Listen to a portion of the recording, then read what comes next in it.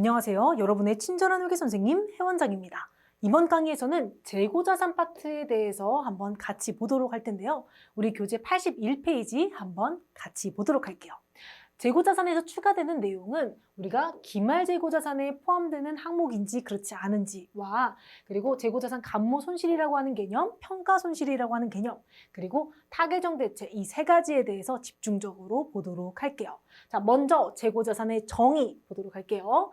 정상적인 영업과정에서 판매를 위하여 보유한 자산, 그래서 전산회계 2급에서는 상품을 배웠었죠. 그런데 전산회계 1급에서는 우리 회사 제조기업 기준으로 하기 때문에 조금 더 범위가 늘어났습니다. 그래서 판매를 위하여 보유한 자산 중 상품, 제품, 그 다음 생산 과정에 있는 반제품 제공품, 그리고 생산 과정에 투입될 원재료 등을 전부 다 재고자산으로 분류를 해놓고 있는데 개정 과목들 여기 나와 있는 부분들 잠깐 볼게요.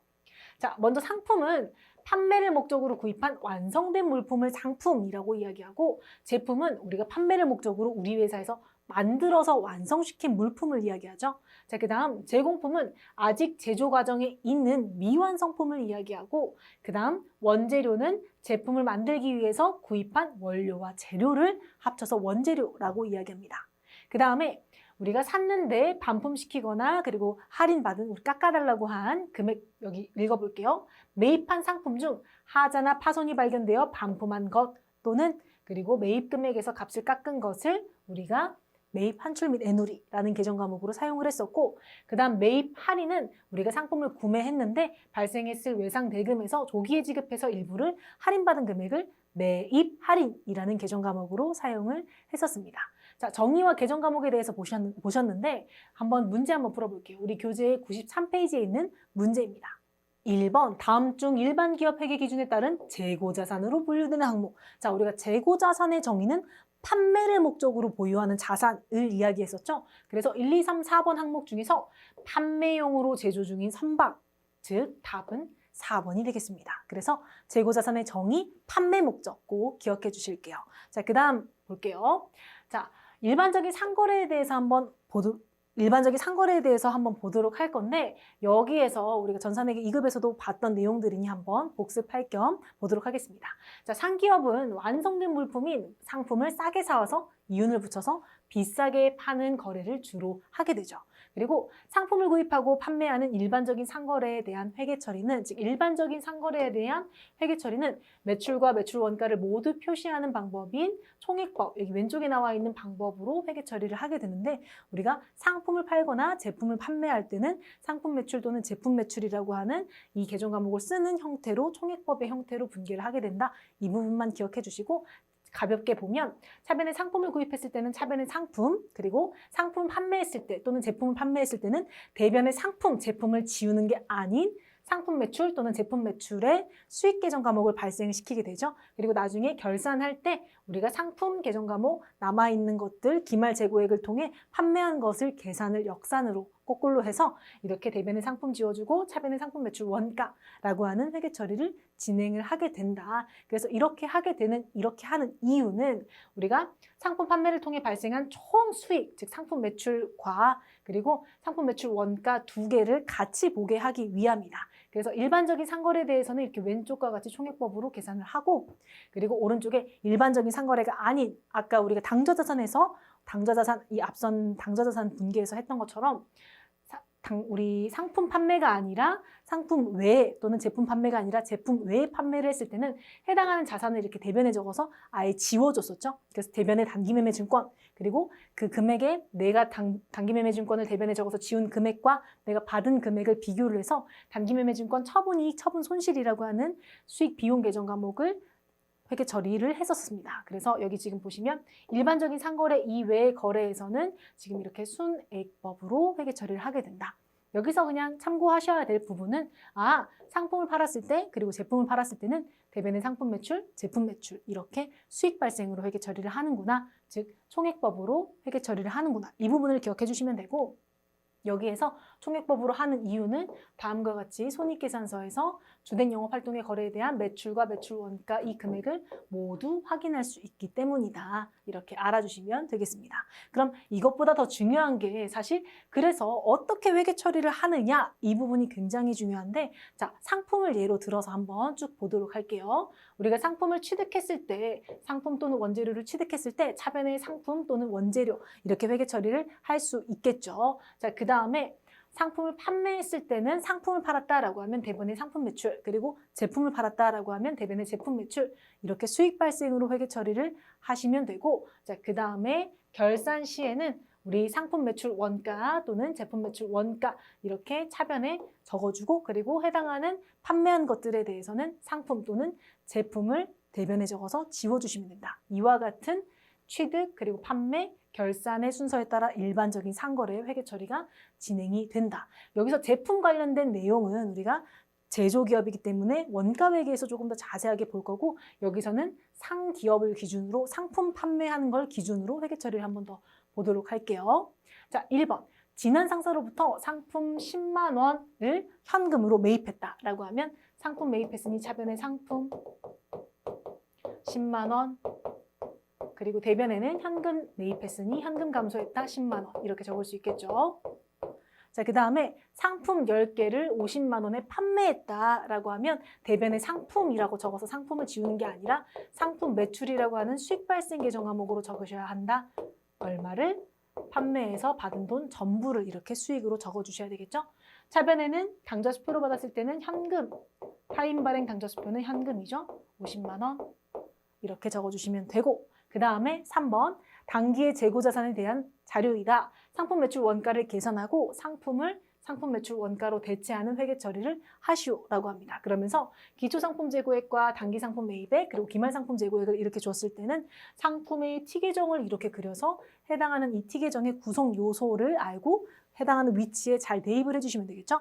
상품 T계정의 차변의 위에는 기초상품 재고액 그래서 금액은 10,000원 그 다음 그 밑에는 단기상품 순매입액 금액을 적어주시면 되겠죠. 32만 원. 그러면 두 개를 합한 금액은 판매 가능 상품이라고 부르고 33만 원이 되겠네요. 그리고 나서 기말상품 재고액이 지금 20만 원인데 차변 대변의 합계가 같아야 하기 때문에 대변의 합계도 33만 원이 되겠죠. 자, 그렇게 되면 우리 상품 매출 원가는 금액이 얼마가 나와요? 13만 원이 나오게 되겠네요. 자, 그래서 이렇게 매출 원가의 금액을 구한 다음에 우리는 대변의 상품 13만 원 그리고 차변에는 상품 매출 원가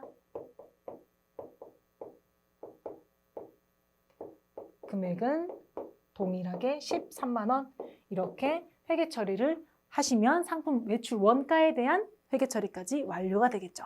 그래서 이와 같은 일반적인 상거래에 대한 회계 처리 한번 쭉 살펴봤고 그 다음에 우리 재고자산 여기서 그러면 재고자산을 취득할 때 즉 살 때 회계장부에 어떻게 적어야 되는지에 대한 조금 세부적인 내용들을 다시 복습을 해보면 우리가 자산은 취득할 때 추가적으로 들어간 돈이 있다라고 하면 해당 추가적으로 들어간 돈 전부 다 자산의 가격에 포함시켜서 적어주셔야 된다라고 말씀을 드렸는데 딱 하나 뭐만 빼고 단기매매증권만 빼고 그래서 여기서 마찬가지로 취득원가는 산 가격에 취득부대비용 추가적으로 든 돈 있으면 다 더하고 여기에서 샀는데 반품시킨 거 그리고 할인받은 거 금액들을 빼준 금액을 순매입액이라고 부르게 됩니다. 그래서 최종적으로 보고할 때는 이 순매입액이 장부에 적히게 되는 거고 그래서 회계 처리하는 거 보면 취득부대비용은 상품 원재료 취득부대비용이 발생하면 상품이면 상품, 원재료면 원재료에 해당 계정 과목을 증가를 시켜주면 되고 그리고 매입 환출 및 애놀이가 발생을 했을 때에는 우리가 매입한 자산 중에 하자나 파손 등의 이유로 반품, 매입 환출이라고 하죠. 그리고 상품에 대한 값을 깎거나 매입 애놀이라고 하죠. 발생을 했을 때는 이렇게 대변에 매입 환출 및 애놀이 계정 과목을 써주고 상품이나 원재료를 직접적으로 지워버리는 게 아니라 해당하는 매입 환출 및 애놀이라고 하는 계정 과목을 써서 간접적으로 상품이나 원재료를 감소를 시켜주는 거예요. 그리고 차변에는 이제 외상 매입금과 상계 처리한다고 하면 외상 매입금을 감소시켜 주시면 되겠죠. 마찬가지로 매입 할인에서는 이제 자산 매입 시 발생한 외상 매입금을 조기에 상환해서 할인을 받았다라고 이야기를 하면 대변에 매입 할인을 써서 상품 또는 원재료를 이제 차감하는, 간접적으로 차감하는 계정 과목을 써준 다음 차변에는 외상 매입금 이렇게 써주시면 되겠네요. 자, 그럼 해당하는 분기 한번 먼저 문제 한번 풀어볼게요. 자, 4번. 지난 상사에 상품 20만 원을 외상으로 매입하고 운반비 2만 원을 현금으로 지급하였다. 자, 그러면 상품을 샀으니 차변에 상품 이렇게 쓸 수 있는데 여기에서 20만 원이라고만 쓰면 될까요? 안 될까요? 자, 지금 물건의 가격은 20만 원이 맞지만 여기에 운반비까지 들었죠? 그러면 이 가격을 취득 부대 비용이니 같이 더해 주셔야 된다. 이 부분 꼭 기억해 주실게요. 22만 원.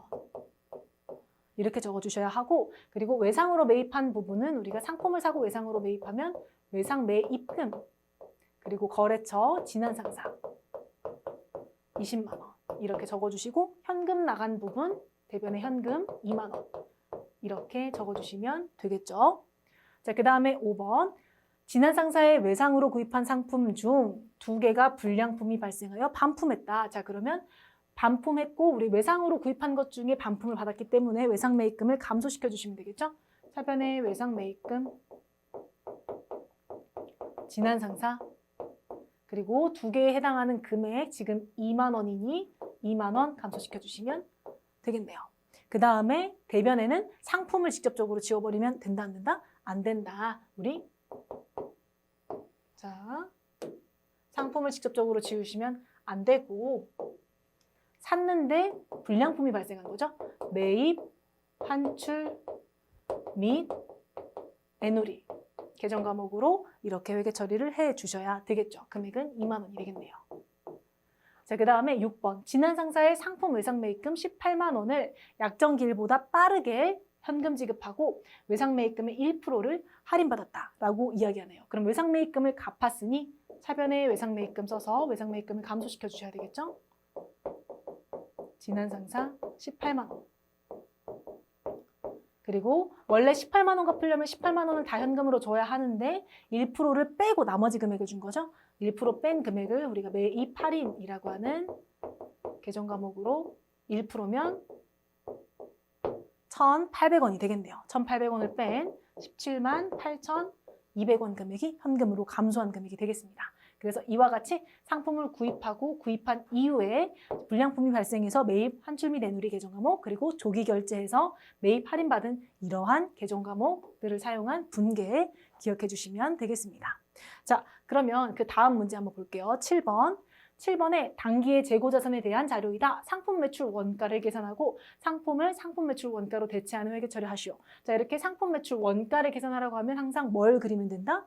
상품 치계정을 그려서 해당하는 금액들을 대입해 보면 된다. 자, 그래서 기초상품 재고액은 차변의 가장 위에 이렇게 금액을 적으면 되겠죠. 자, 그다음에 여기에서 주의하실 게 우리가 매입액은 우리 재무상태표에 적히는 상품의 이제 매입액은 그냥 매입액, 총 매입액이 아니라 순 매입액이다. 자, 순 매입액이라는 건 뭐예요? 내가 산 금액에다가 추가적으로 들어간 매입 운임이 있으면 더하고 그리고 매입 환출 및 애누리 할인 금액이 있으면 뺀 금액이다 라고 이야기를 했었죠. 그럼 여기는 이제 금액을 계산해 주셔야 하는데 자, 총 매입액이 20만 원이죠. 그럼 20만 원 여기에다가 매입 운임 자, 금액은 더해 주셔야 되겠죠. 취득 부대 비용이니까 매입 운임 2만 원 그리고 여기에서 매입 환출 및 애누리 2만 원 자, 매입 환출인지 매출 환입인지 잘 보셔야 돼요. 매입 환출이니까 2만 원 빼주셔야 되겠죠. 2만 원 빼고 그리고 매입 할인이니 이 금액도 빼주셔야 되겠네요. 18,000원. 자, 이렇게 계산을 해보면 우리 2만 원 없어지니 20만 원에서 18,000원 뺀 금액이겠죠. 그래서 21만 8,000원. 이 금액이고 그러면 판매 가능 상품은 지금 차변의 합계는 21만 8,000원 이렇게 될 거고 그 다음에 기말 상품 재고액은 8만 2,000원이네요. 8만 2,000원. 차변 대변 합계가 같아야 하기 때문에 대변의 합계도 21만 8,000원이 답이 되겠죠. 자, 그러면 여기에서 상품 매출 원가는 21만 8,000원에서 8만 2,000원을 뺀 금액인 13만 6,000원이 답이 되겠네요. 이렇게 상품 매출 원가 금액을 구하고 나서 회계 처리를 할 때는 대변의 상품 13만 6천 원, 그리고 차변에는 상품 매출 원가 13만 6천 원, 이렇게 회계 처리를 할 수 있겠네요. 그래서 이 문제에서는 상품 매출 원가를 계산하는 방법이 상품 티 계정을 그려서 이렇게 계산할 수 있다. 이 부분을 기억을 해주시면 되겠습니다. 자, 그러면 관련 이론 문제 한번 풀어볼게요. 이론 문제는 지금 93페이지에 나와 있는 문제 3번입니다. 자, 다음 중 재고자산의 취득원가에 포함시켜야 하는 항목으로 가장 맞은 것은 이라고 나와 있는데, 자, 취득원가에 포함시키는 것은 취득과 관련된 비용이죠. 그래서 취득원가는 재고자산 매입 시 발생한 수입 관세가 되겠습니다. 나머지는 판매와 관련된 비용은 판매비와 관리비 등의 800번대 비용으로 별도로 적어야 해서 답이 될 수가 없겠네요. 답은 3번입니다. 자, 그 다음 문제 볼게요. 4번. 다음 중 상품의 매출 원가 계산 시 총 매입액에서 차감해야 할 항목은 우리가 매출 원가 계산했을 때 이제 순 매입액을 계산할 때는 총 매입액에서 매입 관련된 매입 부대 비용 더하고, 그리고 빼는 거는 매입 환출 및 애누리, 그리고 할인, 이 금액들을 전부 다 빼줬었죠. 그럼 여기에서 지금 차감해야 할 항목이라고 하면 매입 환출 및 애누리, 이 금액을 빼주셔야 되겠네요. 그리고 기초재고액은 더하는 거고, 매입 수수료 관련된 건 매입 부대 비용이니까 더하고, 매입 시 운반비도 더해야 하는 항목이겠죠. 답은 3번이 되겠습니다. 자, 그 다음 문제 볼게요. 6번. 자, 다음 자료는 12월 31일 결산 자료이다. 상품 매출 원가를 계산하고 이에 대한 회계 처리로 옳은 것은. 자, 이렇게 기초 단기상품 매입액, 기말상품 재고액 이런 금액들을 주고 우리 보고 매출 원가를 계산하라고 할 때는 뭘 그리면 된다? 그렇죠. 상품 티 계정을 그리면 된다. 자, 해당하는 금액들 대입해 볼게요. 먼저 상품 티 계정의 차변의 가장 위쪽에는 기초금액. 기초금액은 1,000만 원. 자, 그 다음에 단기상품 매입액이죠. 순매입액. 순매입액을 계산할 때 주의하실 점은 그냥 매입액에서 매입 관련된 금액이 있으면 이 금액을 뺀 금액이다. 자, 매입 관련된 부대 비용은 더하고 매입 애누리, 매입 환출, 매입 할인 금액은 빼주셔야 되겠죠. 그럼 500에서 70만 원을 뺀 금액으로 계산을 해주셔야 되겠네요. 그러면 430만 원. 자, 이렇게 계산을 할 수 있을 거고, 그 다음에 기말상품 재고액은 대변의 밑에 오는 이 금액이겠죠. 기말상품 재고액은 400만 원. 자, 이렇게 계산을 하게 되면 차변과 대변의 합계는 항상 같아야 하니 여기에서 매출 원가는 130만 원이 1030만 원이 답이 되겠죠? 여기에서 1030만 원이 매출 원가로 이렇게 금액을 구할 수 있겠네요. 자, 그러면 이렇게 구하고 나서 회계 처리는 일단 1030만 원이니까 금액이 하나밖에 없죠. 대변의 상품 그리고 차변의 상품 매출 원가 이렇게 회계 처리를 하면 매출 원가에 대한 회계 처리가 된 거기 때문에 2번이 답이 되겠습니다. 자, 그 다음 문제 볼게요. 8번. 부산의 5월 초 상품 재고액은 50만 원이며 그리고 5월의 상품 매입액은 35만 원, 5월의 매출액은 60만 원이다. 매출 총 이익률 은 매출액의 20%라고 한다면 5월 말 상품 재고액은 얼마인가? 자, 문제가 조금 어렵게 나왔죠? 우리 매출 총이익률, 자, 매출 총이익률 여기에 대해서 조금 아셔야 하는데 매출 총이익률은 자, 이렇게 계산할 수 있습니다. 매출 총이익. 자, 매출 총이익을 매출액으로 나눴을 때 20%가 나왔다라는 이야기인데 그럼 여기에서 문제를 한번 볼게요. 자, 매출액이 지금 얼마죠? 매출액이 60만 원이죠. 그러면 여기다가 60만 원, 매출 총이익은 식을 세워서 계산해 보면 매출 총이익은 매출액, 즉 60만 원 곱하기 20%, 0.2라고 할 수 있겠네요. 이렇게 계산을 해보면 금액이 얼마가 나오냐? 12만 원이 매출 총이익으로 계산이 된다라고 볼 수 있겠습니다. 자, 그 다음에 주어진 자료들을 한번 대입을 해볼게요. 주어진 자료들을 대입을 해보면 자, 상품의 티 계정을 그려서 여기에서 5월, 우리가 일반적으로는 연 단위로 하는데 여기는 5월이라고 나왔으니 5월 기준으로 월 초 금액은 여기 차변의 위쪽에 50만 원, 그리고 5월에 상품 매입액 35만 원. 매입액이니까 여기 밑에다 적을 수 있겠죠? 35만 원.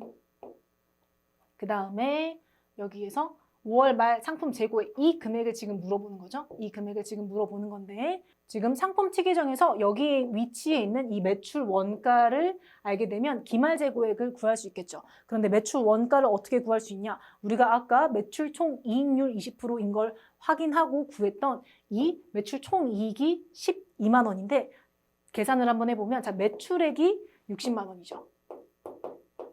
그리고 매출 총이익, 자 여기서 금액을 매출 원가를 빼면 매출 총이익 12만 원이 나온다. 즉 여기서는 X를 구하려면 X는 16만 원에서 12만 원을 빼면 매출 원가가 나오겠죠. 그렇기 때문에 매출 원가는 48만 원이라고 볼 수 있겠네요. 자 이렇게 계산을 하고 나서 차변합계와 대변합계가 같아야 하기 때문에 우리는 대변의 기말재고액을 37만 원으로 이렇게 계산을 할 수가 있게 됩니다. 그래서 답은 2번 37만 원이 답이 되겠죠. 그래서 여기에서 매출 총이익률이 어떻게 구해지는지를 알아야 이 문제를 풀 수 있기 때문에 조금 더 어려운 문제가 출제가 되었는데 기본적인 틀은 매출 총이익률은 매출 총이익을 매출액으로 나눴을 때 이렇게 퍼센테이지가 나오고 여기에서 상품 티계정을 그려서 해당하는 위치의 금액을 기초 기말이 아니라 월초 월말로 대입을 해서 풀면 이렇게 구할 수 있다. 이 부분을 기억해 주시면 되겠습니다. 자 그러면 우리가 이제 앞서 전산회계 2급에서 배웠던 내용들을 조금 더 어려운 부분들로 문제가 나온 것들을 같이 한번 풀어봤고 새로운 내용 한번 보도록 할게요. 새로운 내용은 뭐냐? 기말재고자산에 포함되는 항목이냐 포함되지 않는 항목이냐 즉 우리 회사 거냐 우리 회사 게 아니냐 이 구분을 하게 되는 이 구분을 해야 하는 문제인데 자 한번 볼게요. 네 건지 내 건지 구분을 잘 하시면 돼요. 첫 번째 자, 미착 상품이라고 하는 게 있고 그리고 적송품, 그 다음 시송품, 할부 판매 상품, 반품률이 높은 재고자산 이렇게 나와 있습니다. 가볍게 보고 그림으로도 한번 더 볼게요. 자, 미착 상품이라고 하는 건 아직 도착을 하지 않은 상품이라고 하는 뜻인데 여기에서 운송 중에 있어 아직 도착하지 않은 물품은 법률적인 소유권의 유무에 따라 재고자산의 포함 여부를 결정한다. 즉 쉽게 말하면 이런 거예요. 지금 우리나라에서 이제 판매자, 우리나라에서 판매를 하고 있고 미국의 구매자인데 이거를 이렇게 이동 중인 물건이라고 가정을 해볼게요. 이동 중인 물건이면 우리 회사의 창고에도 들어있지 않고 이 미국 구매자의 회사의 창고에도 들어있지 않죠. 즉 가는 중인데 그럼 여기에 있는 이 상품, 재고자산은 도대체 누구 거냐고 누구 거라고 할 거냐인 거죠. 자 기준에 따라 다르게 됩니다. 첫 번째. 선적지 인도 조건. 선적지 인도 조건은 상품이 선적된 시점에 자, 구매한 사람 거에 포함을 시킨다. 그래서 여기 그림으로 보면 선적지 인도 조건일 때는 선적전, 즉 여기다 실게 되면 이 실은 물건은 구매한 사람께 되는 거예요. 실기 전까지는 판매한 사람 거고 실고 난 다음에는 다 구매자께 되는 겁니다. 반대로 도착지, 목적지 인도 조건 같은 경우는 상품이 실게 되는 게 아니라 실고 나서 도착해서 구매자가 인수한 시점에 이 구매자께 되는 거예요. 즉 도착지 인도 조건으로 했을 때는 이렇게 도착 시점에 구매자께 되는 거죠. 그래서 이거를 선적지 인도 조건이냐 도착지 인도 조건이냐에 따라서 네 거냐 내 거냐의 판매자 거냐 구매자 거냐의 구분이 나눠진다. 이 부분 기억해 주시면 되고 선적지 인도 조건은 선적된 시점에 구매자께 되는 거고 도착지 인도 조건은 도착해서 인수된 시점에 구매자께 되는 거구나. 이렇게 기억을 해주시면 되겠습니다. 자, 두 번째, 적송품에 대해서 볼게요. 적송품 같은 경우는 지금 이제 위탁 판매라고 하는 이제 판매에 따라서 위탁자가 수탁자에게 보낸 물품으로 고객에게 판매가 되기 전까지 위탁자의 재고자산에 포함된다. 위탁자, 수탁자 말이 너무 어렵죠. 자, 쉽게 한번 예를 들어볼게요. 우리 회사가 화장품을 만들어서 파는 회사라고 가정을 해보겠습니다. 그럼 우리 회사가 직접적으로 판매를 할 수도 있겠지만 이런 올리브영 같은 이제 판매를 대신 해주는 곳에 팔아주세요라고 맡길 수 있겠죠. 여기에서 이제 용어가 팔아달라고 맡기는 회사가 위탁자, 그리고 팔아준다고 맡아주는 회사가 수탁자라고 볼 수 있습니다. 그러면 여기서 이제 우리 회사, 화장품 회사가 위탁자가 수탁자에게 팔아주세요 하고 맡긴 거는 우리 회사 창고에 더 이상 이 화장품이 없겠죠. 올리브영 창고에 이렇게 화장품이 쌓여 있겠죠. 그런데 이걸 팔았다고 보면 될까요? 아니죠. 언제까지? 이 올리브영 수탁자가 3회 소비자에게 고객에게 판매를 할 때까지는 여기 쌓여있는 이 화장품은 우리 회사 거라고 보셔야 됩니다. 그래서 다시 보면 자 위탁 판매를 위해 위탁자가 이 화장품 회사죠. 위탁자가 수탁자에게 보낸 물품으로 고객에게 판매되기 전까지는 이 화장품, 위탁 자산은, 즉 적성품은, 위탁 상품은 우리 회사 거라고 본다. 우리 회사의 재고 자산에 포함된다. 즉 우리 회사 거다. 그래서 그림으로 보면 위탁자가 고객에게 판매를 하기 전까지는 위탁자의 소유로, 내 창고에 없더라도 위탁자의 소유로 재고자산으로 관리를 하는 거고, 수탁자 재고자산으로는 포함하지 않습니다. 이 올리브영의 재고자산이 아니라 올리브영은 그냥 팔아주고 수수료를 받는 회사인 거예요. 그래서 제3의 고객에게, 소비자에게 판매하기 전까지는 내 자산, 내 재고자산으로 보는구나. 이렇게 생각을 해주시면 되겠습니다. 자, 시성품은 일정 기간 사용해보세요. 그리고 마음에 들면 구입하세요 라고 하는 조건으로 보낸 물품을 우리가 시성품이라고 이야기를 해요. 마찬가지로 써보세요 하고 이렇게 넘겼으면 우리 회사 창고에는 이 실물 물건이 없겠죠. 없겠는데 없다고 팔았다. 내 재고자산 아니야. 이렇게 보는 게 아니라 언제까지? 고객이 이거 써보니까 마음에 드네요. 이렇게 구매할게요 라고 의사표현을 할 때까지는 우리는 우리 회사 재고자산으로 구분을 해주셔야 됩니다. 그래서 그렇게 사용해보세요 하고 보낸 물건을 우리가 재고자산으로 분류를 할 때, 우리 걸로 분류를 할 때는 시성품이라고 하는 재고자산으로 분류를 한다. 자, 그러면 나머지 부분들도 한번 읽어볼게요. 자, 자주 나오는 것들 우리가 그림을 통해서 봤고, 그리고 여기 보시면 할부 판매 상품, 그리고 반품률이 높은 재고자산 이렇게 나와 있는데, 할부 판매 상품 같은 경우는 물건을 팔았는데 돈을 나중에 분할해서 받는 거죠. 분할해서 받기로 한 경우에도 대금이 회수되지 않았다고 하더라도 우리는 이미 판 거죠. 돈을 조금씩 쪼개서 받는 거지 이미 판 거기 때문에 할부 판매 상품은 우리 회사 재고자산이 아닙니다. 그리고 반품률이 높은 재고자산은 반품률을 합리적으로 추정할 수 없을 경우에는 구매자가 상품의 인수를 수락하거나 반품 기간이 종료된 시점까지는 우리 회사 판매자의 재고자산에 포함을 시킨다. 이 부분은 알아주시고, 가장 잘 나오는 미착품, 적성품, 시성품 이 부분 자세하게 설명을 드려봤습니다. 자, 그럼 문제 한번 풀어볼게요. 우리 100페이지에 나와 있는 23번 문제입니다. 자, 문제 보면 다음 중 재고자산을 기말 장부 금액에 포함할 것인지의 여부를 설명한 것은 틀린 것은, 즉 내 건지 내 게 아닌지 구분을 해주시면 돼요. 첫 번째, 1번 적성품. 자, 적성품은 우리가 아까 화장품 회사와 올리브영을 예로 들었었죠. 화장품 회사가 올리브영한테 팔아주세요 하고 보낸 물건을 이야기를 하는데, 자, 기말 현재 판매되지 않은 적성품, 즉 올리브영한테 보냈는데 아직 판매가 안 됐다고 합니다. 그러면 우리 화장품 회사 거라고 봐야 되겠죠. 그런데 수탁자의 재고자산에 포함된다. 여기서 용어가 조금 헷갈리실 수 있는데, 우리 팔아달라고 맡기는 회사가 위탁자, 그리고 팔아주는 회사가 수탁자입니다. 그러면 판매되지 않은 적성품은 수탁자 게 아니라 위탁자 거라고 보셔야 되겠죠. 그래서 틀린 것으로 답은 1번이 되겠습니다. 그리고 사용해보세요 하고 보낸 시성품은 고객이 구매 의사를 표시하기 전까지는 판매자의 재고자산이 맞고, 동그라미 할부 판매 상품은 대금이 모두 회수되지 않았다고 하더라도 상품의 판매 시점에서 판매자의 재고자산에서 제외를 시키는 게 맞죠. 그 다음 마지막으로 미착 상품은 선적지 인도 조건, 즉 싫으면 판매했다, 팔았다라고 보는 선적지 인도 조건에서는 상품이 선적된 시점에 소유권이 매입자에게 이전되기 때문에 미착 상품은 매입자의 재고자산에 포함된다. 그래서 선적지이냐 도착지이냐 따라서 내 건지 네 건지 구분을 잘 해주셔야 합니다. 답은 1번이 되겠네요. 자, 그 다음 문제 볼게요. 25번. 다음 중 기말재고자산에 포함될 항목, 즉 내 거인 거를 이야기하네요. 내 거인 걸 모두 모은 것은 이라고 하는데, 자, 첫 번째 볼게요. 시용 판매, 사용해보세요 라고 판매하는 목적으로 고객에게 제공한 재화에 대해 고객이 매입하겠다는 의사를 표시를 했다고 합니다. 그러면 판 거죠. 즉 내 기말재고자산이 아니죠. 내 게 아니라 판매한 겁니다. 자, 그 다음 두 번째, 위탁 판매용으로 수탁자에게 제공한 재화 중 수탁자가 현재 보관 중, 즉 올리브영에게 우리 회사 화장품 팔아주세요 라고 맡긴 것 중에 아직 안 판 거, 그럼 우리 회사의 재고자산이 되겠죠. 동그라미, B는 동그라미. 장기 할부 판매 조건으로 판매한 재화, 이 장기 할부 판매로 팔았다고 해도 팔았을 때는 우리가 우리 회사 재고자산이 아니라고 해야 되겠죠.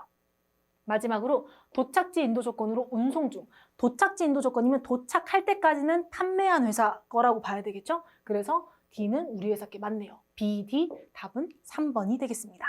자, 그 다음 볼게요. 자, 여기서는 이제 우리가 재고자산의 일반적인 상거래에 대한 회계 처리를 보고, 그리고 기말재고자산이 내 건지 내 게 아닌지를 구분하는 항목에 대해서 이제 새로운 개념들을 배워봤는데, 우리 전산회계 2급에서 배웠던 내용 복습할 겸 매출 원가와 기말 재고액 계산하는 문제에 대해서 한번 보도록 할게요.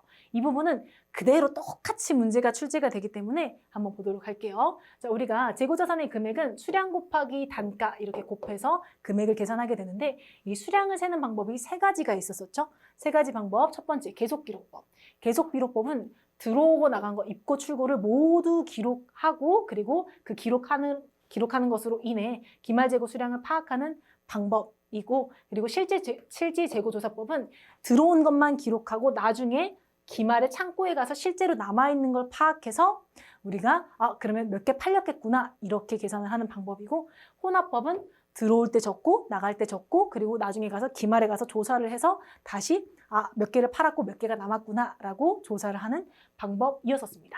그래서 이 방법들 수량 세는 수량 결정 방법 기억해 주시고 자, 더 중요한 건 이 단가 결정 방법이었었죠. 그래서 단가 결정 방법은 이제 그림을 통해서도 한번 보도록 할게요. 자, 이 내용들 보고 그림을 통해서 한번 보도록 할게요. 자, 개별법은 우리가 개별 상품에 각각의 가격표를 붙여서 개별적인 가격을 하나하나씩 태그를 달아놓는 방법이었었고 그 다음 선입선출법 같은 경우는 먼저 입고된 게 먼저 출고한다라는 가정을 하고 그리고 내 남아있는 물건들과 판매한 물건들의 가격을 결정하는 방법이었었고 후입선출법은 선입선출법과 반대로 우리 나중에 들어온 게 먼저 나간다라고 가정을 하고 우리 기말재고액과 그리고 매출 원가 금액을 결정하는 방법이었었고 총평균법은 기말의 총 입고 금액을 총 수량으로 나눠서 우리 회사 물건들 다 얼마짜리야 라고 이렇게 땅땅땅 단가를 결정하는 방법이었었고 이동평균법은 매입할 때마다 단가를 새로 계산하는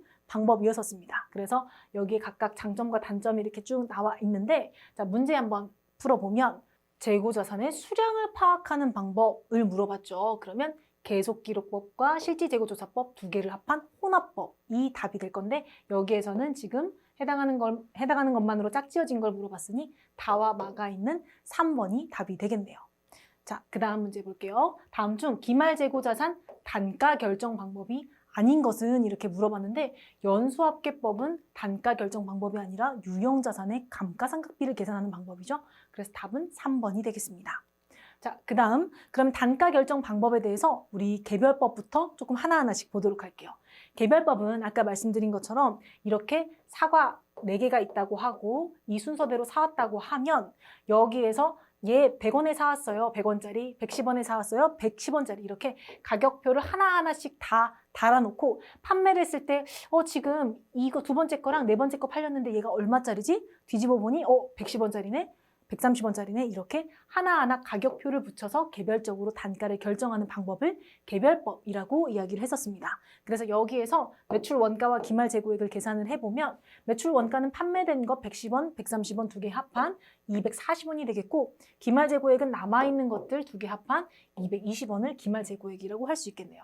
이와 같은 개별법은 실제 물량 흐름과 동일하죠. 즉 내가 판매한 거 얼마에 사왔는지를 확인할 수 있으니까 실제 물량 흐름과 동일하고 가장 정확한 방법이지만 거래가 많을 경우에 적용하기가 힘들다는 단점이 있습니다.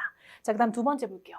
선입선출법, 후입선출법은 두 개를 같이 이제 생각해 주시면 되는데 선입선출법은 먼저 입고된 상품이 먼저 나간다. 즉 이 순서대로 사왔다고 하고 두 개가 팔렸다고 가정하면 그 실제 두 개가 얼마에 사왔는지가 아니라 그냥 이 순서대로 먼저 사온 거 100원짜리, 110원짜리 이 두 개가 팔렸다고 가정을 하는 걸 선입선출법이라고 얘기를 합니다. 그래서 이와 같이 장점은 실제 물량 흐름, 들어온 대로 나가기 때문에 실제 물량의 흐름과 일치하고 그리고 기말재고자산 금액이 가장 최근에 매입한 공정가치와 가깝게 표시가 되겠죠.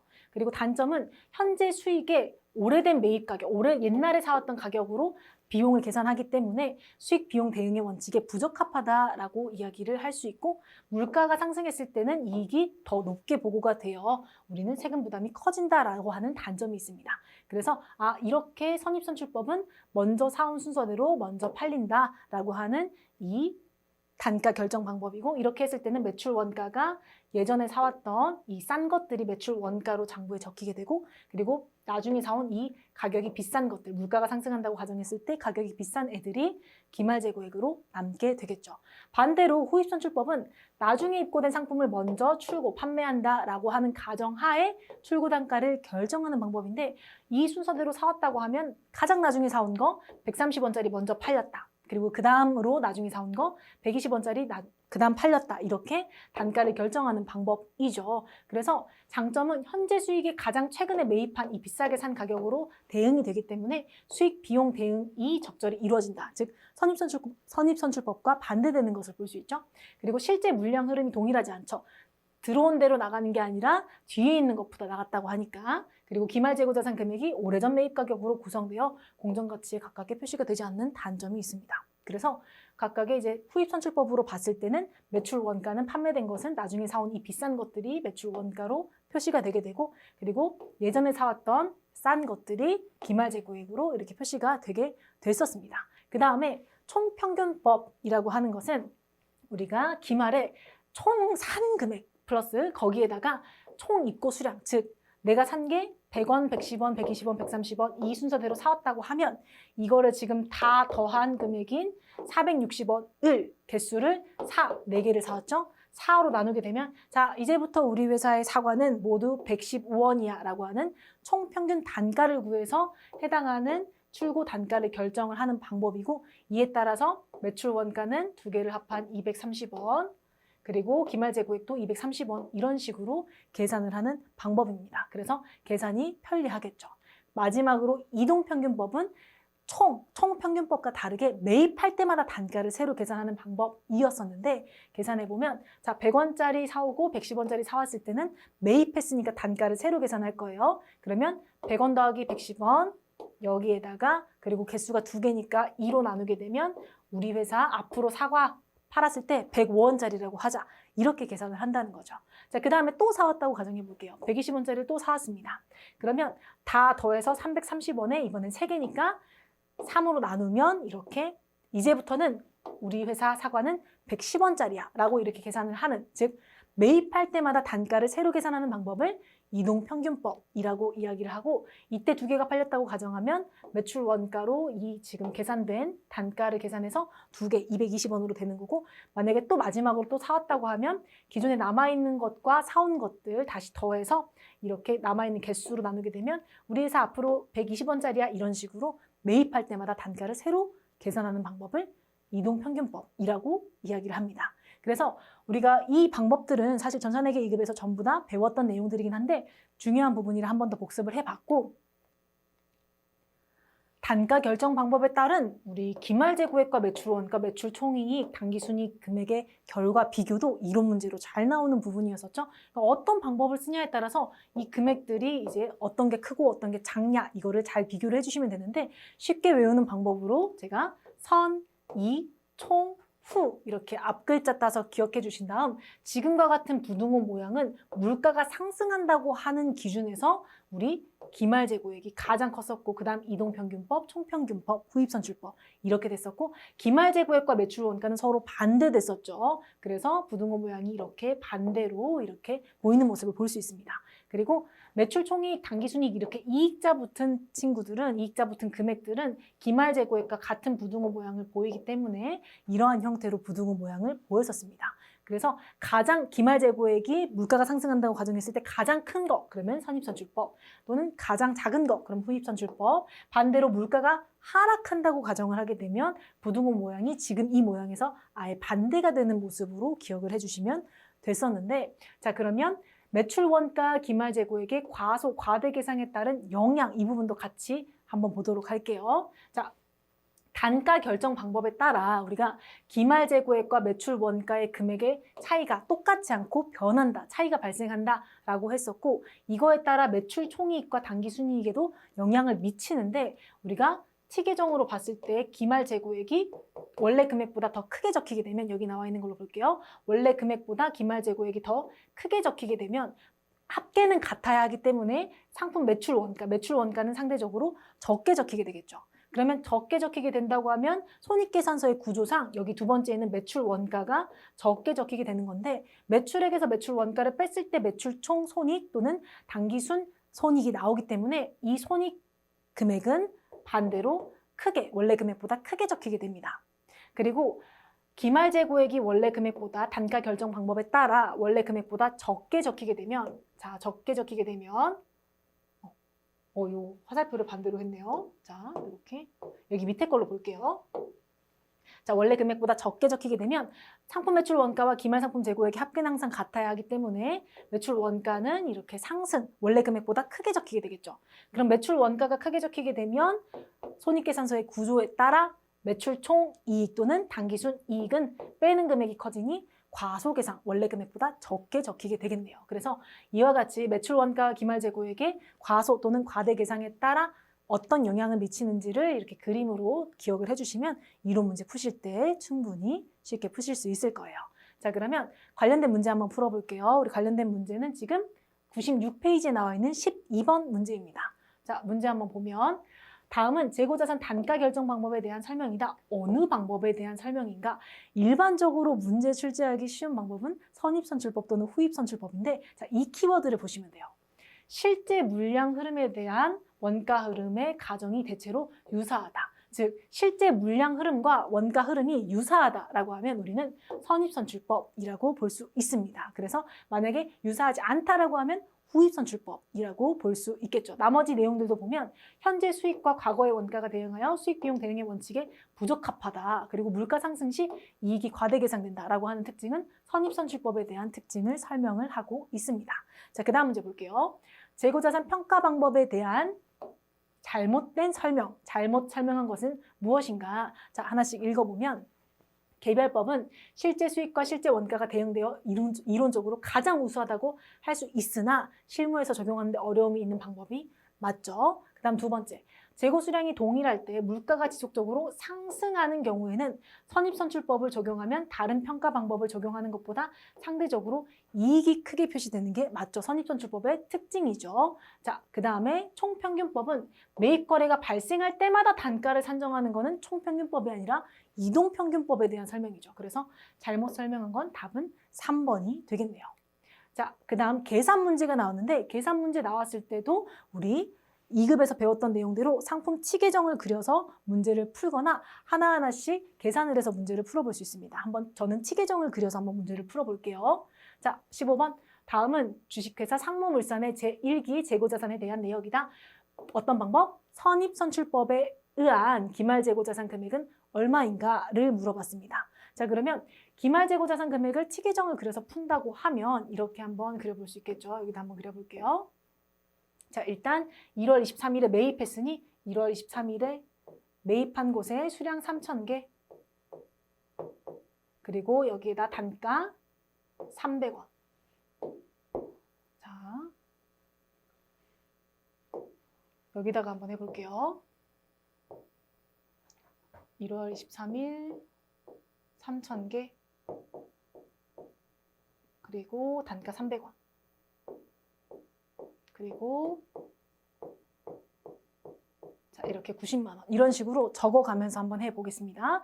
자, 그 다음에 매출이죠. 4월 30일 매출. 여기에서는 수량 500개가 팔렸는데 자, 500개가 팔렸죠. 그런데 여기에서 선입선출법이기 때문에 여기 적혀있는 이 판매 가격을 보는 게 아니라 우리는 차변에 있는 이제 매입한 이 단가를 보고 여기다가 적어 주셔야 되겠죠. 자, 그래서 500개가 팔렸는데 지금 이 500개는 선입선출법이니 300원짜리가 팔렸다라고 이렇게 적어 주셔야 되겠네요. 300원. 자, 이렇게 적어서 계산을 하게 되면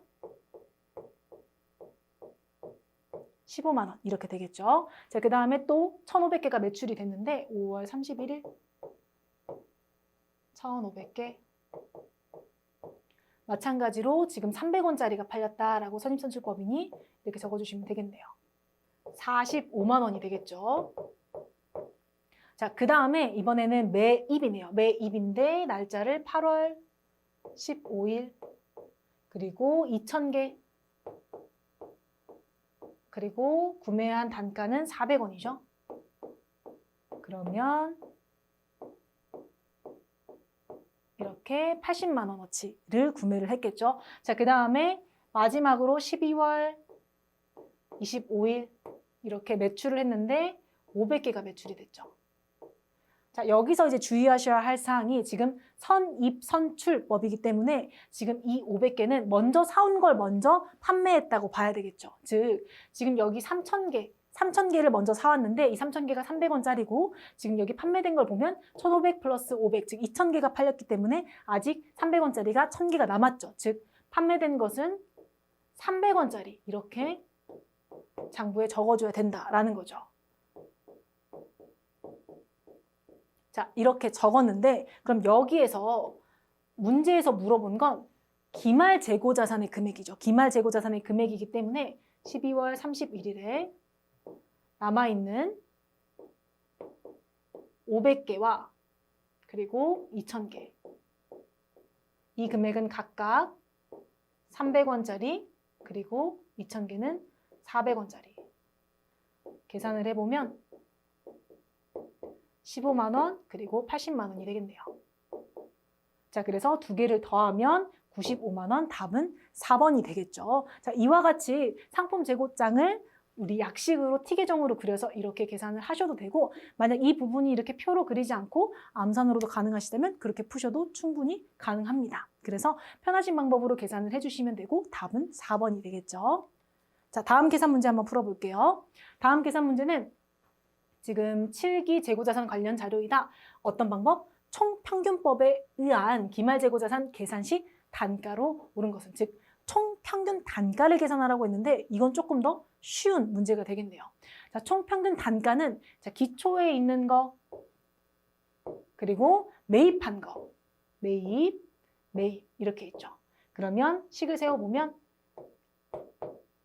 단가, 총금액으로 적어야 하니 이렇게 적어주셔야 되겠죠?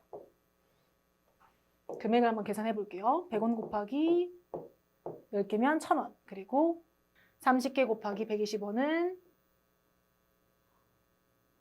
3,600원. 그 다음에 10개 곱하기 1,110원은 1,100원. 이렇게 되겠죠. 자, 그러면 이 금액들을 가지고 총평균 단가를 계산해 보면 1,000원 더하기 3,600원 더하기 1,100원 그리고 더한 총 개수 3, 4, 5, 50개 이렇게 나눠주시면 총평균 단가가 114원으로 나오게 됩니다. 그래서 답은 3번 114원이 총평균 단가로 답이 되겠네요.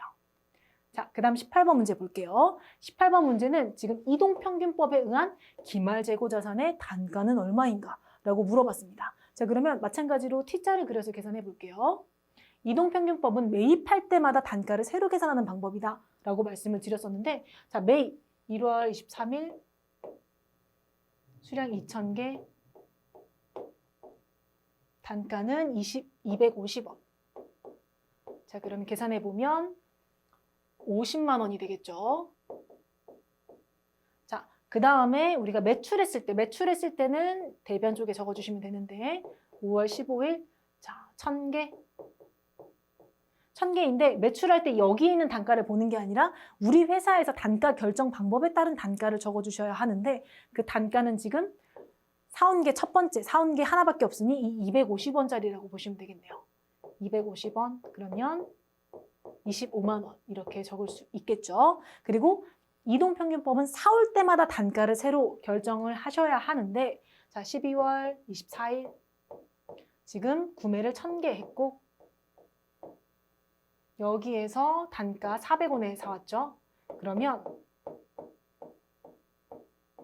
40만 원인데 여기서 우리 회사의 단가를 새로 계산을 해주셔야 합니다. 자, 그래서 오른쪽에 한번 계산을 해보면 여기까지 지금 남은 단가는 자, 1,000개 그리고 250원, 25만 원. 여기가 2,000개 중에 1,000개 팔리고 1,000개가 남았는데 250원짜리 25만 원어치가 남은 거죠. 그럼 다시 단가를 계산하려면 자, 지금 25만 원 그리고 더하기 40만 원. 그러면 얼마예요? 65만 원이죠. 그리고 1,000개 플러스 1,000개 몇 개예요? 2,000개죠. 그러면 단가를 새로 계산을 하려면 65만 원을 2,000원으로 나누면 되겠죠. 이렇게 나눴을 때 금액이 325원이 나오게 됩니다. 즉 우리 기말재고자산의 단가는 마지막으로 계산된 이 단가인 325원이 답이 돼서 답은 3번이 되는 거죠. 이렇게 이동평균법으로 단가를 계산해 봤습니다. 총평균법에 비해 단가를 여러 번 계산해야 할 수도 있어서 조금 더 복잡하긴 하지만 이렇게 매입할 때마다 단가를 새로 계산한다라고 하는 특징을 잘 알고 계시면 문제를 풀 수 있습니다. 자, 그러면 재고자산에서 우리가 새로운 개념을 한번 배워보도록 할게요. 재고자산 감모손실과 재고자산 평가손실에 대한 내용인데 먼저 감모손실 보겠습니다. 재고자산의 감모손실은 재고자산의 실제 수량이 장부상 수량보다 적은 경우에 발생하는 손실을 이야기합니다. 예를 들어 이런 거죠. 내 장부에는 내 상품이 10,000개가 있고 하나당 500원짜리다 라고 이렇게 적혀 있는데 실제로 가서 재고 수량을 조사를 해보니 9,000개밖에 없는 거예요. 즉, 이 1,000개가 부족한 거에 대해서 이제 금액 단가를 계산해서 따져봤을 때 50만 원어치가 없네? 이걸 보고 50만 원어치가 감모 손실이 발생했다라고 이야기를 할 수 있는데 자, 그러면 이 감모 손실에 대해 조금 더 세부적으로 보도록 할게요.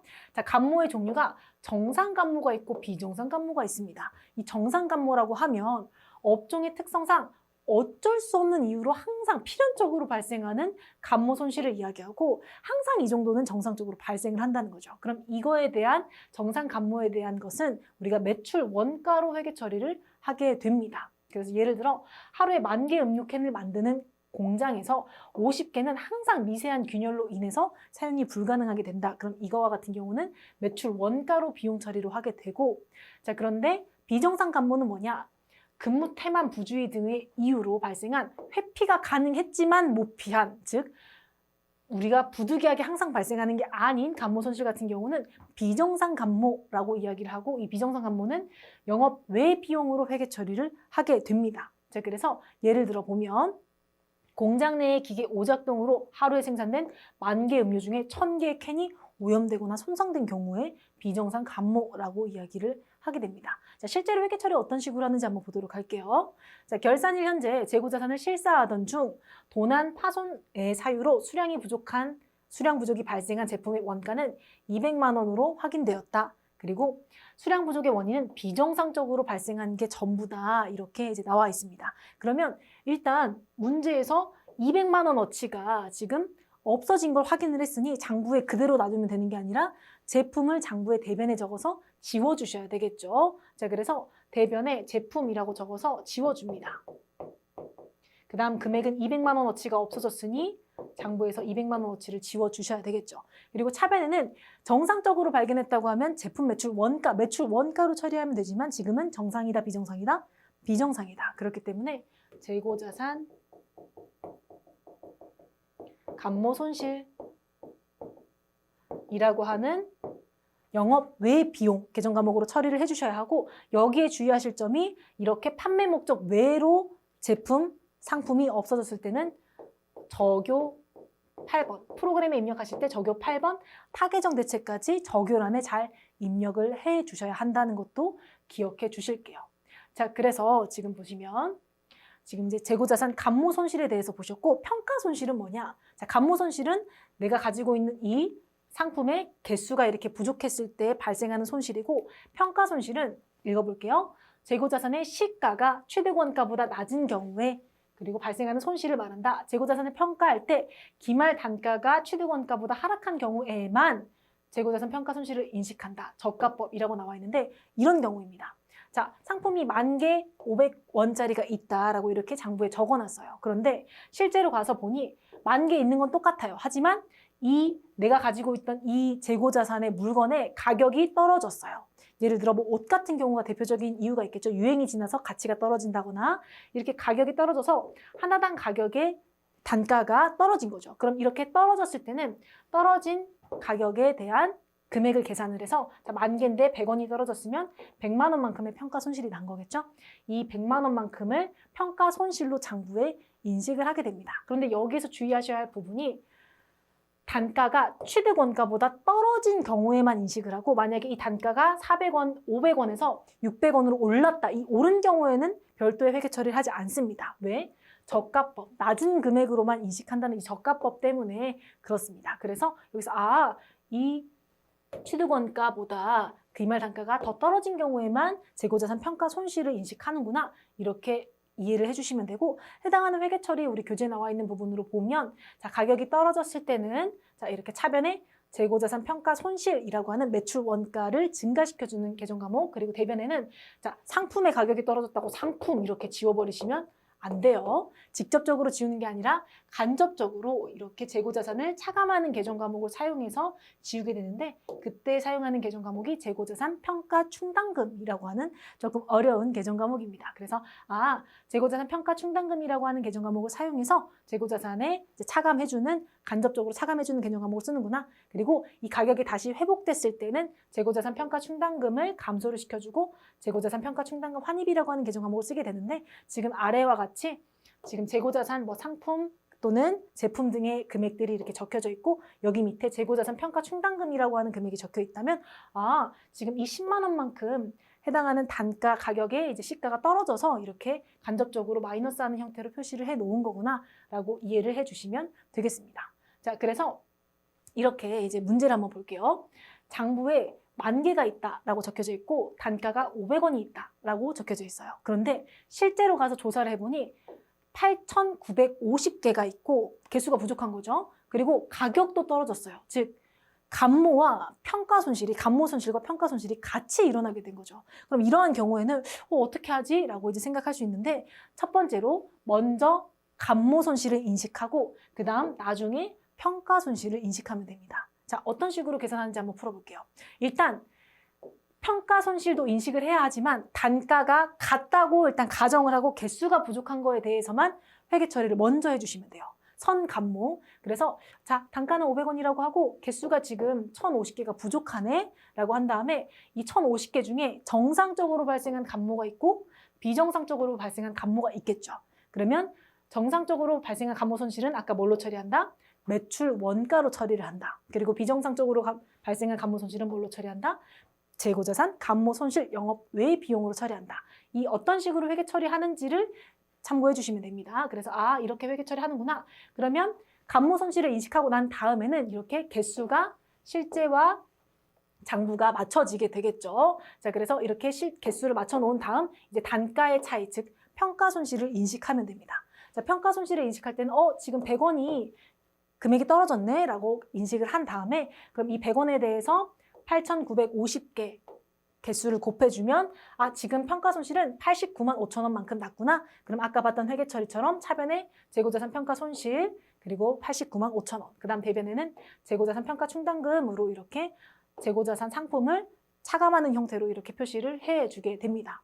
그리고 이후에 만약에 이 장부에서 이 단가가 다시 이렇게 올랐다고 가정을 해볼게요. 자, 원래는 500원에서 400원이 됐죠. 그런데 이 400원이 600원이 됐다고 가정해 볼게요. 자, 그런데 우리가 많이 올려봤자 취득한 금액까지만 올려주셔야 합니다. 그렇기 때문에 이 금액 200원 다 오른 거를 회계 처리를 하는 게 아니라 100원 오른 것만큼만 이렇게 다시 회계 처리를 해서 가격 회복 시 최초의 장부 금액을 초과하지 않는 범위 내에서 회계 처리 평가 손실을 환입해 준다. 그래서 오르게 되면 이런 식으로 재고자산 평가 충당금과 이 금액이 다 없어지고 다시 상품의 취득 원가 금액만 남게 되겠죠. 이런 흐름을 이해를 해주시면 되고, 이러한 문제들 실제로 계산하는 문제는 전산세무 2급에 더 많이 나오지만 1급에도 전산회계 1급에도 출제가 가끔 돼서 조금 자세하게 설명을 드렸어요. 자, 그러면 관련된 문제 한번 풀어보도록 할게요.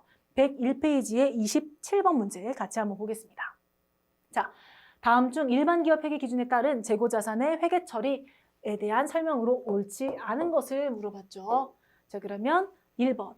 재고자산은 이를 판매하여 수익을 인식한 기간의 매출 원가로 인식한다. 올바른 표현이죠. 자, 그 다음 2번.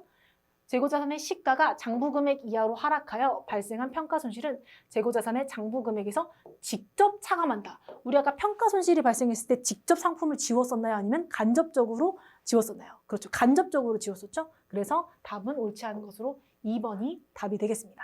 그리고 3번, 재고자산의 장부수량과 실제 수량의 차이에서 발생하는 감모손실의 경우 정상적으로 발생한 감모손실은 매출 원가에 가산을 하고 비정상적으로 발생한 감모손실은 영업 외 비용으로 분류를 했었죠. 답은 2번이 되겠네요.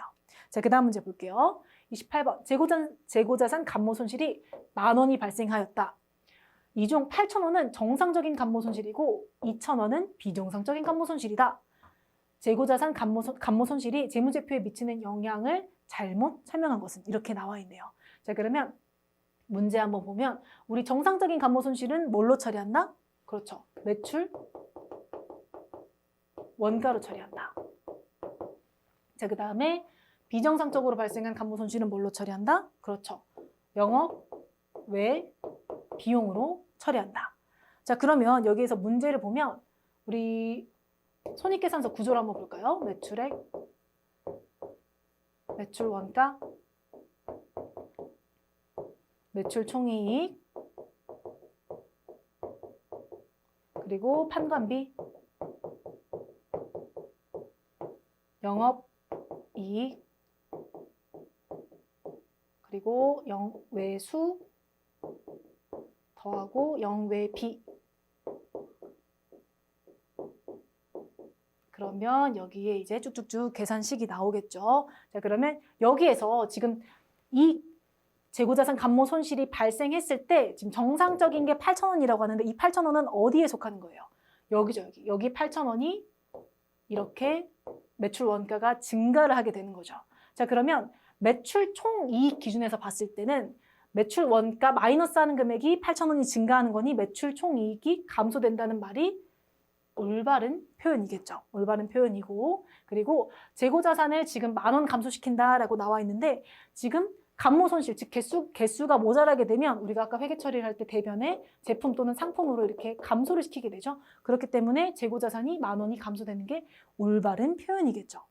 그 다음에 지금 이 정상적인 감모 손실 외에 자, 2,000원은 비정상 감모 손실이고 비정상 감모 손실은 영업 외 비용으로 처리를 한다고 했는데 그러면 손익계산서의 당기순이익 입장에서는 우리가 총 8,000원 빼고 2,000원 뺀 거, 즉 10,000원 뺀 거기 때문에 10,000원을 감소시킨다가 올바른 표현이겠죠. 마지막으로 영업이익 기준에서 영업이익은 지금 여기 나와 있는 금액이죠. 여기 나와 있는 금액이기 때문에 10,000원을 감소시키는 게 아니라 8,000원만 감소시킨다라고 표현을 해야 올바른 표현이겠네요. 그래서 답은 4번이 되겠습니다. 4번. 그래서 이렇게 각각의 정상적인 감모 손실과 비정상적인 감모 손실이 어떻게 회계 처리되는지와 손익계산서의 구조에서 어디에 영향을 미치는지를 참고해 주시면 되겠죠. 32번 볼게요. 일반 기업 회계 기준에 근거하여 다음의 재고자산을 평가하는 경우 재고자산 평가 손익은 얼마인가? 자, 여기서 재고자산 평가 관련해서 꼭 알고 가셔야 되는 건 내가 산 가격보다 더 올랐다고 하더라도 내가 산 가격, 즉 취득 원가까지만 평가를 인식한다. 이 부분을 기억해 주시면 되는데 자, 비누 볼게요. 비누 같은 경우는 지금 기말재고 수량이 100개고 그리고 취득 원가가 75,000원이었는데 지금 이 가격, 추정 판매 가격 순실현 가능 가치가 얼마가 됐어요? 65,000원이 됐죠. 즉 마이너스 10,000원이 됐다. 이렇게 가격이 떨어졌을 때는 평가 손실을 인식한다. 자, 그럼 두 번째 세제 같은 경우는 지금 금액이 50,000원에서 70,000원 플러스 20,000원이 됐지만 이 플러스 20,000원을 인식한다 안 한다? 안 한다. 최대 취득 원가까지만 인식하기 때문에 우리는 회계장부에 인식해야 하는 재고자산 평가 손익은 마이너스 10,000원, 즉 재고자산 평가 손실 그리고 10,000원 곱하기 100개, 즉 100,000원, 4번이 답이 되겠죠. 그래서 저가법 때문에 재고자산을 평가를 할 때는 내가 지금 추정 판매 가격, 순실현 가능 가치랑 취득 원가 중에 여기에서 최대 낮은 걸로 인식을 하는구나. 이렇게 생각을 해주시면 되겠습니다. 자, 그럼 그 다음 문제 볼게요. 34번, 다음 중 매출 원가에 영향을 미치지 않는 비용을 물어봤죠. 매출 원가에 미치지 않는 비용을 볼 때는 우리 매출 원가를 증가하고 또는 감소하는 게 아닌 애를 찾으면 되는데 여기에서는 자, 일단 1번 원재료 구입에 따른 운반비라고 나와 있는데 우리가 매출 원가는 상품 티계정, 상품이라고 했을 때 상품 티계정을 그려보면 자, 기초 그리고 단기 순매입액 그 다음에 기말재고액 여기가 매출 원가가 되겠죠? 그런데 원재료 구입에 따른 운반비가 증가를 하게 되면 이 순매입액을 증가를 시키기 때문에 이거에 따른 매출 원가도 영향을 미치겠죠. 다른 금액이 다 같다고 가정했을 때. 자, 그 다음에 재고자산 평가 손실. 평가 손실 같은 경우는 우리가 매출 원가를 증가시켜준다라고 배웠었고, 그리고 정상적인 재고자산 감모 손실. 정상적으로 발생한 재고자산 감모 손실은 매출 원가를 증가시켜준다라고 했었죠. 그래서 답은 화재로 소실된 원재료 부분입니다. 화재로 소실된 원재료는 우리가 비정상 손실로 영업 외 비용, 즉 재고자산 감모 손실로 처리를 하는 게 일반적인 경우겠죠. 그래서 답은 2번이 되겠네요. 자, 그 다음 우리 마지막으로 타개정 대체 항목, 우리 전산회계 2급에서도 배웠었는데 타개정 대체에 대한 개념을 한번 보도록 할게요. 우리가 타개정 대체란 재고자산을 매출 원가가 아닌 다른 계정으로 대체했다라고 하는 다른 계정으로 대체를 했다라고 하는 뜻으로 우리가 회사의 재고자산을 일반적으로는 판매 목적으로 써야 하지만 판매 목적이 아닌 다른 목적으로 사용하는 경우에 프로그램에 이렇게 재고자산 항목에 적요 8번 이렇게 걸어주는 형태로 입력을 하게 되죠. 그래서 우리 여러분들께서는 재고자산을 판매하는 게 아니라 다른 목적으로 썼다. 그러면 그 재고자산 계정 과목에 항상 적요 8번을 같이 걸어주는 걸로 기억을 해 주셔야 하는데요.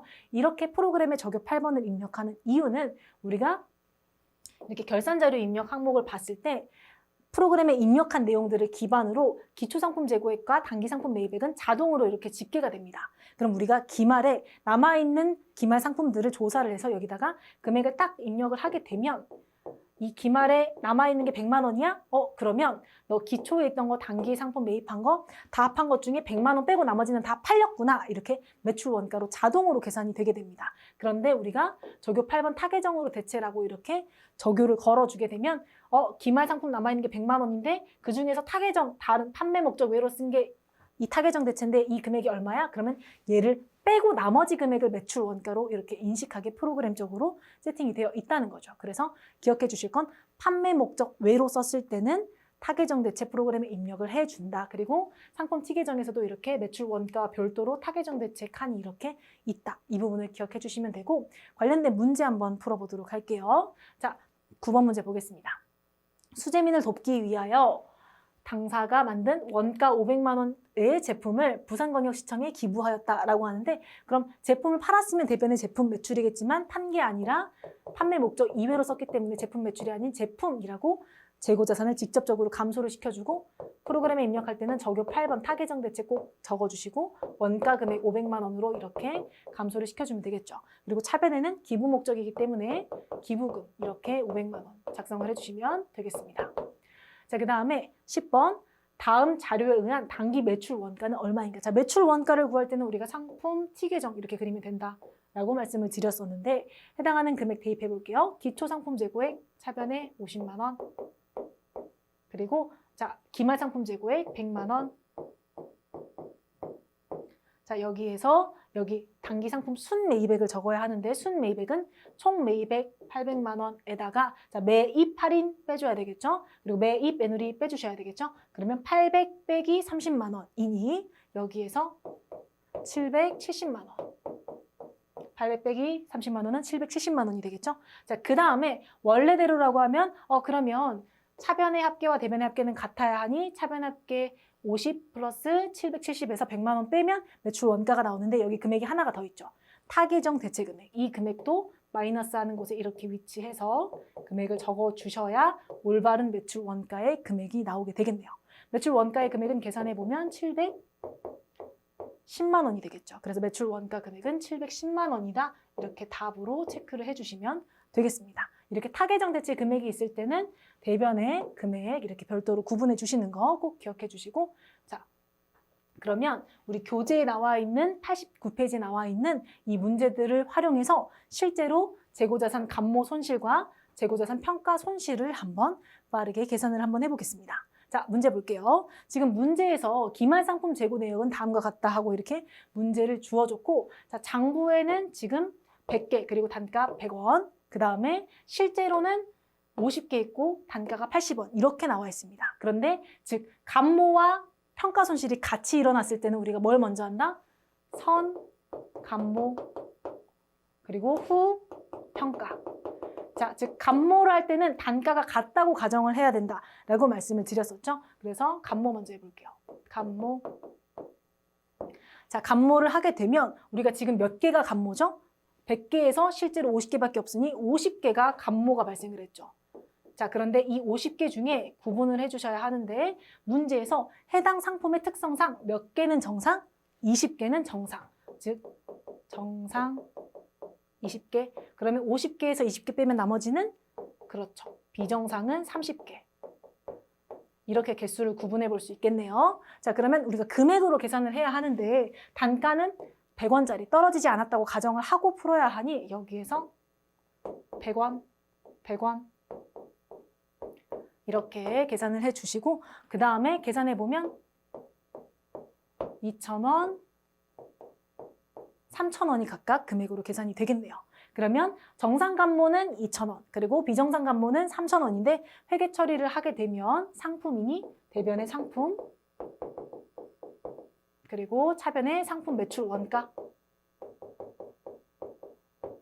매출 원가 각각 2,000원, 2,000원 이렇게 회계 처리까지 할 수 있겠죠.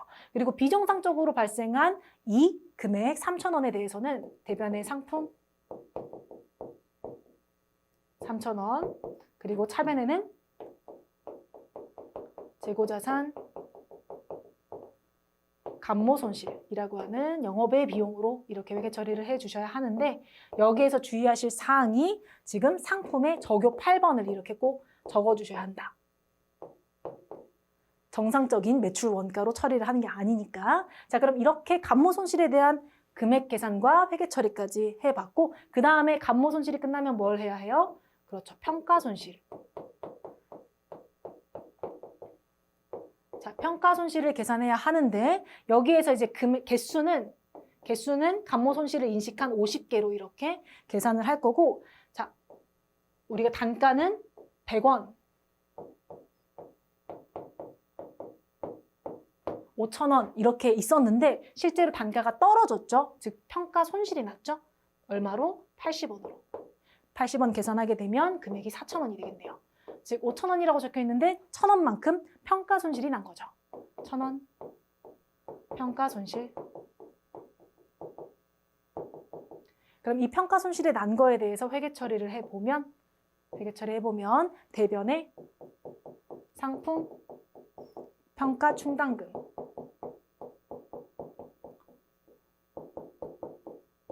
금액은 1,000원, 그리고 차변에는 재고자산 평가 손실 이렇게 1,000원 회계 처리를 해 주시면 됩니다. 그래서 지금 생소한 회계 처리라 굉장히 어려우실 수 있는데 실제로 회계 처리를 우리 전산회계 1급에서 분계로 내기보다는 이거를 이해하고 있는지를 말문제로 물어보는 문제들이 굉장히 많기 때문에 이 부분 잘 기억을 해주시면 좋겠습니다. 자, 그러면 문제 한번 풀어볼게요. 자, 104페이지에 나와 있는 35번 문제 한번 풀어볼 건데 문제 한번 볼게요. 다음 자료에 의할 때 단기에 뭘 구해라? 매출 원가를 구하면 얼마인가? 자, 이러한 문제가 대표적으로 많이 나오는 문제인데 자, 매출 원가 구할 때는 뭘 그리시면 된다? 상품 T계정을 그리면 된다. 그 상품의 T계정을 그려놓고 기초상품 재고액 50만 원 그리고 자, 어디 보자. 기말상품 재고액 먼저 적어볼게요. 150만 원. 그리고 여기 매입액은 총 매입액을 적는 게 아니라 우리 총 매입액에다가 그리고 매입 애널이 관련된 거 금액 빼주셔야 되겠죠? 그리고 이 금액을 여기다 적어보면 725만 원이 단기 상품 순 매입액이 되겠죠. 자, 그리고 난 다음에 타계정 대체 금액은 따로 적어줘야 된다고 했죠. 자, 이렇게 나눠보면 여기에 30만 원. 자, 이렇게 적어주시고 구입 관련된 수수료가 아니라 판매 관련된 수수료는 매출 원가를 계산할 때는 필요가 없는 금액이죠. 그래서 이 금액은 계산하는데 포함시키지 않고 자, 이렇게 차변과 대변의 합계가 같아야 한다는 특성을 통해서 우리가 계산을 해보면 차변의 합계는 775만 원. 그리고 대변의 합계도 775만 원이 나와야 하니 우리는 대변의 매출 원가 여기 위치에 오는 이 금액이 595만 원인 것을 확인할 수 있겠습니다.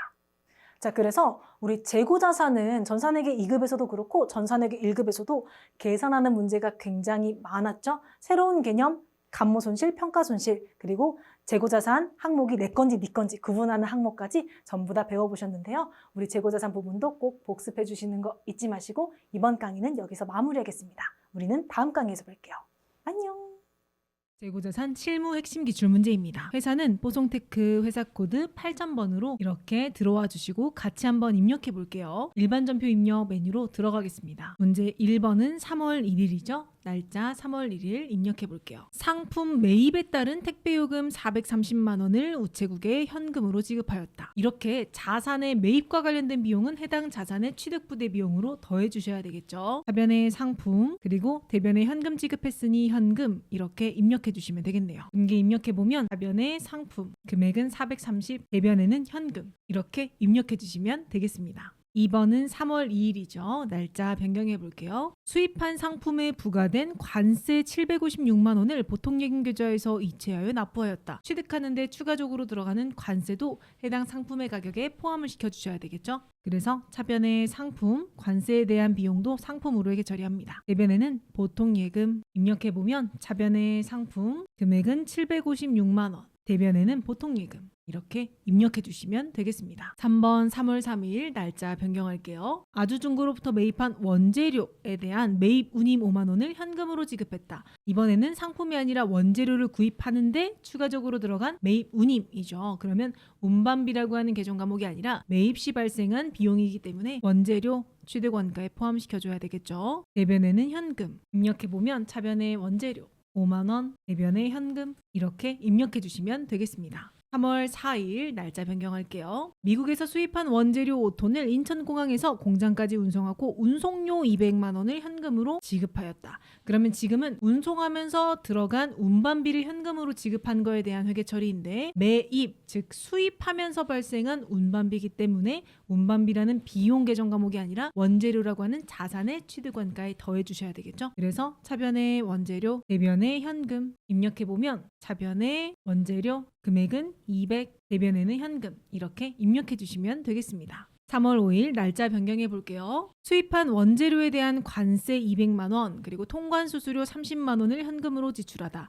마찬가지로 관세와 통관 수수료 모두 원재료를 취득하기 위해 추가적으로 들어간 취득 부대 비용이니 원재료 가격에 포함시켜 주시면 되겠네요. 차변의 원재료 금액은 두 개 금액 합한 230만 원, 대변에는 현금 입력해 보면 차변의 원재료 230, 대변의 현금 이렇게 분개해 주시면 되겠습니다. 6번 3월 6일 현재 선적이 완료되어 운송 중인 원재료 2천만 원이 있으며 이에 대한 전표 처리가 누락되어 있음을 발견하였다. 당 원재료 수입 계약은 블리자드와 선적지 인도 조건이며 대금은 도착 후 1개월 내에 지급하기로 하였다 라고 하네요. 문제에서 선적이 완료되어 운송 중인 원재료라고 하는데 선적지 인도 조건이라고 하는 조건상으로는 선적, 즉 배에 실었을 때는 매입한 회사의 재고자산으로 봐야 하는 무역 조건이죠. 그래서 이 원재료는 우리 회사의 재고자산 항목으로 적어줘야 하는데 그때는 원재료 또는 아직 도착하지 않은 물건이라는 뜻의 미착품이라고 하는 계정 과목으로 쓸 수 있습니다. 지금은 원재료라고 써볼게요. 차변의 원재료 그리고 2천만 원이죠. 대금은 도착 후 1개월 내에 지급하기로 했으니 아직 지급 안 했을 때는 외상매입금, 부채 증가로 블리자드사 이렇게 적어주시면 되겠네요.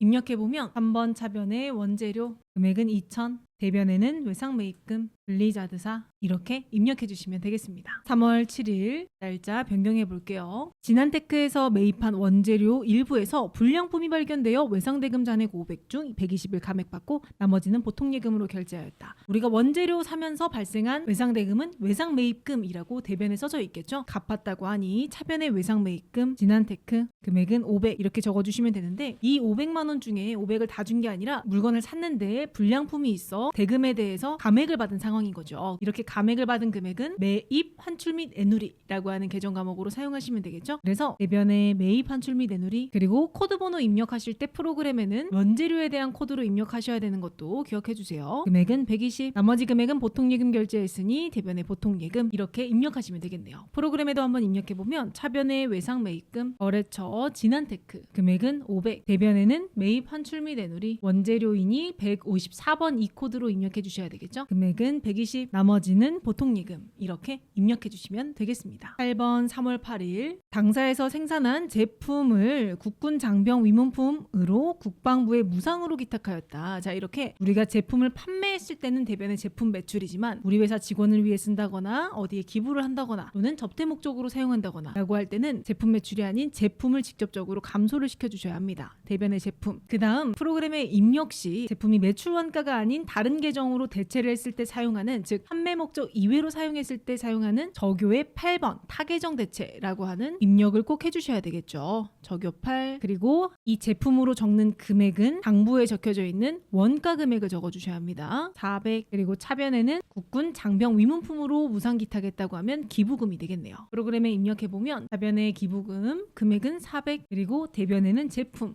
그리고 여기에 저교란에 숫자 8 엔터 이렇게 눌러서 타계정으로 대체까지 입력해 주시면 되겠습니다. 9번 3월 9일 날짜 변경해 볼게요. 회사에서 보관 중이던 원재료 원가 60, 시가 80만 원짜리를 영업부 소모품으로 사용하였다. 비용으로 처리할 것. 원재료를 소모품으로 사용했다면 원재료를 감소시켜 주셔야 되겠죠. 대변의 원재료. 하지만 이 원재료를 제품으로 만들기 위해 정상적인 영업활동에서 사용한 게 아니라 우리 회사에서 판매 목적 이외로 사용했기 때문에 저교 8번 이렇게 적어주시고, 해당하는 금액은 시가가 아닌 원가로 적어주셔야 합니다. 원가는 60만 원. 그리고 차변에는 이렇게 소모품으로 사용하게 되면 소모품 또는 소모품 B인데 비용으로 처리하라고 했으니 차변에 소모품 B라고 회계 처리해 주시면 되겠죠. 소모품 B, 그리고 영업부 소모품이니 판매비와 관리비로 해주시면 되겠네요. 입력해보면 차변에 소모품 B인데 830번 소모품 B, 그리고 금액은 60, 그 다음 대변에는 원재료 저교의 숫자 8번 엔터 이렇게 입력해 주시면 되겠습니다. 10번은 3월 10일이죠. 날짜 변경해 볼게요. 본사 창고에서 화재가 발생하여 창고에 보관하고 있던 제품 1,500만 원이 소실되었다. 당사는 이와 관련한 보험에 가입되어 있지 않다라고 이야기합니다. 그러면 제품이 판매 목적 이외로 없어졌기 때문에 대변의 제품 매출이 아닌 제품이라고 재고자산을 직접적으로 지워주고, 그리고 판매 목적 이외이기 때문에 저교 8번 이렇게 입력해 준 다음 당부에 적힌 1,500만 원 이렇게 적어주고, 이렇게 화재 등의 사유로 우리 회사의 자산이 없어졌을 땐 재해 손실이라고 하는 비용 계정 과목으로 써주시면 되겠습니다. 입력해보면 차변의 재해 손실 금액은 1,500, 대변의 제품, 그리고 저교 8번 이렇게 입력해 주시면 되겠습니다. 3월 11일 날짜 변경해 볼게요. 창고에 보관 중인 제품 한 대를 판매직 직원의 복리후생 목적으로 무상 제공하였다. 그러면 제품을 판매 목적으로 사용했기 때문에 대변의 제품이라고 쓰고 저교 8번까지 같이 적어줘야 되겠죠. 그리고 금액은 원가인 100만 원. 차변에는 우리 직원의 복리후생 목적이기 때문에 복리후생비, 그리고 판매직 직원이니 판매비와 관리비 800번대로 입력해 주셔야 되겠네요. 차변의 복리후생비 811번, 금액은 100만 원. 대변에는 제품, 저교의 8번 엔터 이렇게 입력해 주시면 되겠습니다. 12번 8월 12일 제품 한 세트를 매출거래처의 견본품으로 무상 제공하다. 단 견본비 계정 과목으로 회계 처리할 것. 마찬가지로 제품을 판매가 아니라 무상으로 제공을 했죠. 그러면 대변의 제품, 그리고 저교 8번, 그 다음 금액은 원가인 40만 원. 차변에는 견본비를 쓰라고 했으니 견본비 이렇게 써주시면 되겠네요. 입력해보면 차변의 견본비 금액은 40만 원, 그리고 대변에는 제품, 저교 8번 40만 원 이렇게 입력해 주시면 되겠습니다. 3월 13일 날짜 변경해 볼게요. 제조 과정에 사용될 원재료 30만 원, 시가 50만 원을 공장 기계장치를 수선하는 데 사용하였다. 기계장치의 수선은 수익적 지출에 해당한다. 그러면 이번에는 원재료를 정상적인 판매 목적 외로 사용을 했기 때문에 대변의 원재료 이렇게 쓰고 저교 8번을 써주셔야 되겠죠. 금액은 원재료의 원가 30만 원, 그리고 차변의 기계장치를 수선하면서 수익적 지출이면 비용 처리, 즉 수선비라고 처리하시면 되겠네요. 수선비, 그리고 공장 기계장치이기 때문에 500번대 제조 원가로 입력해 주시면 되겠죠. 차변의 수선비는 520번, 금액은 30, 대변에는 원재료 저교 8번 엔터 이렇게 입력해 주시면 되겠습니다. 우리가 전산회계 2급에서는 상품 계정 과목을 주로 사용했다고 하면 전산회계 1급으로 넘어오면선 원재료와 제품, 그리고 판매 목적 이외로 내 재고자산을 사용했을 때 저교 8번 이렇게 입력하는 문제들까지 추가로 출제가 되는데요. 이 부분 꼭 기억해 주시고 우리는 다음 강의에서 뵐게요. 안녕.